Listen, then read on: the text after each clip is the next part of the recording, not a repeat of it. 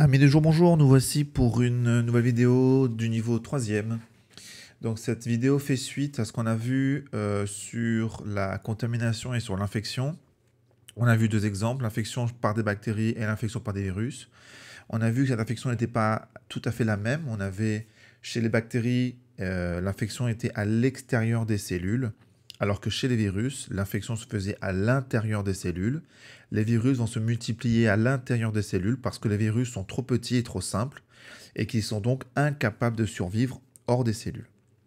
Donc ça, c'est comment est-ce que les microbes, finalement, nous attaquent, en quelque sorte. Maintenant, ce qu'on va voir, c'est comment est-ce qu'on peut se protéger, d'accord? Et on verra qu'il y a différents moments, il y a différents stades auxquels on va avoir des méthodes de protection qui vont être différentes. Alors, le premier moment, c'est empêcher la contamination. C'est-à-dire qu'on va empêcher le microbe de rentrer à l'intérieur de notre corps. Alors, ce qu'on va faire aujourd'hui, c'est un rappel de ce qu'on a déjà vu en 5e.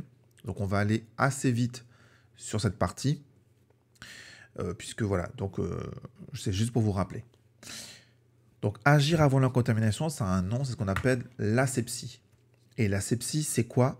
En fait, l'asepsie, c'est un petit peu tous les gestes barrières qu'on vous demande de mettre en place contre le coronavirus.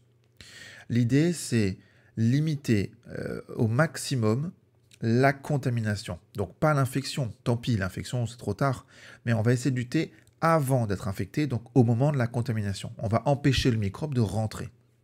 Donc pour ça, les premières choses qui ont été faites au niveau de la médecine, ça a été de passer à l'eau bouillante, bien bouillante, hein, plus de 100 degrés.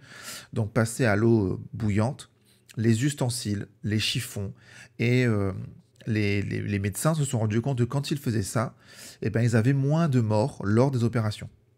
Donc ils se sont dit, tiens, il y a un truc, si en chauffant mes ustensiles, j'ai moins de morts après sur les patients meurent moins, ça veut dire qu'en chauffant mes ustensiles, il se passe quelque chose.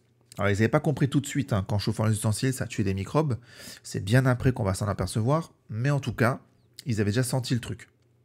Et aujourd'hui, c'est encore ce qu'on fait. Aujourd'hui, dans un hôpital, on va chauffer les ustensiles, donc on les passe dans une machine qu'on appelle une autoclave. Alors une autoclave, c'est une sorte de grosse cocotte minute, si vous voulez. Donc on met les scalpels, les ciseaux et tout ça à l'intérieur. On fait bouillir la cocotte minute. L'eau peut monter à 160 degrés à l'intérieur. On laisse bouillir pendant... alors je ne sais plus très bien, mais je crois que c'est 2 heures ou 3 heures, je ne sais plus très bien. Donc on laisse bouillir les ustensiles. On les retire, on les met tout de suite dans un sac stérile, où il n'y a pas de microbes, donc un sac propre et tout neuf.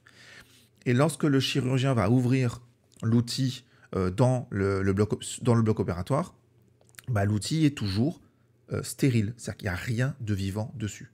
D'accord? Donc l'asepsie, c'est ça. Alors après, on l'a un petit peu étendu, c'est-à-dire quand on a compris que en chauffant un outil, en détruisant les microbes, en tuant les microbes, on limitait la contamination, on a un petit peu étendu la pratique. Et aujourd'hui, le simple fait de se laver les mains, par exemple, avec du savon, c'est de l'asepsie.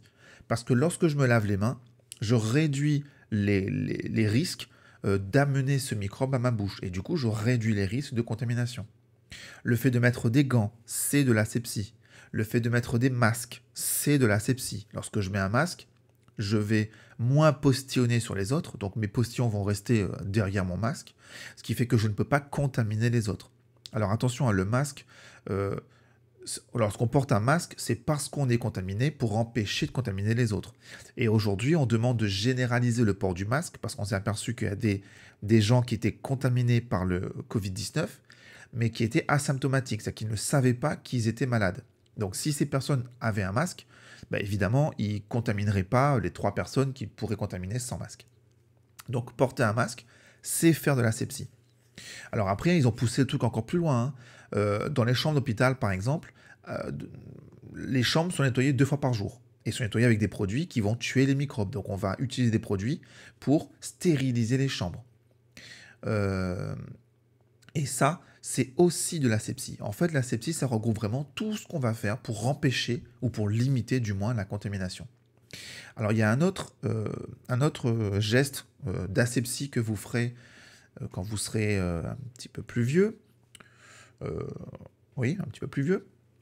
c'est lors des rapports sexuels, puisqu'on sait très bien que lors des rapports sexuels, c'est là où on a un fort risque de contamination par des maladies, et notamment par des IST, donc les infections sexuellement transmissibles, et que à l'heure d'aujourd'hui, la seule solution efficace qui existe pour ne pas être contaminé par une IST, c'est de mettre un préservatif. Et on comprend bien que quand je mets un préservatif, bah, je mets une barrière entre les fluides de l'un et les fluides de l'autre, donc entre les muqueuses de l'un et les muqueuses de l'autre. Donc forcément, si la barrière existe, bah, j'ai plus de contamination. Donc si monsieur a sur son zizi un herpès, par exemple, il ne va pas transmettre cet herpès à madame. Alors j'ai pris l'herpès, mais ça peut être n'importe quelle autre maladie, hein, d'accord. Donc vraiment, le préservatif, c'est hyper important. Ça protège du sida, c'est vrai, mais ça ne protège pas que du sida, et ça protège de beaucoup d'autres IST que vous rencontrerez si vous ne mettez pas de préservatif. Donc c'est un geste qui est un geste d'asepsie qui est très simple à mettre en œuvre et qu'il ne faut pas euh, sous-estimer. Voilà. Donc, en bilan, on va écrire d'abord une définition de l'asepsie. Donc, l'asepsie, c'est supprimer les microbes présents dans le milieu, sur les outils, etc., avant qu'ils nous contaminent. Cela permet de protéger l'organisme. Donc, se laver les mains avec du savon, c'est de l'asepsie. Aujourd'hui, dans les hôpitaux, le personnel pratique l'asepsie. Le personnel se lave systématiquement les mains avant de toucher un malade, et tous les outils et l'eau sont chauffés à plus de 130 degrés, ce qui les rend stériles. Il n'y a plus de micro-organismes vivants. L'asepsie détruit les microbes présents dans le milieu, ce qui limite la contamination et donc forcément l'infection des maladies. L'utilisation d'un préservatif permet de lutter contre la contamination par les agents des IST, infections sexuellement transmissibles, notamment celui du sida. Voilà, donc là, on a fini sur agir avant la contamination.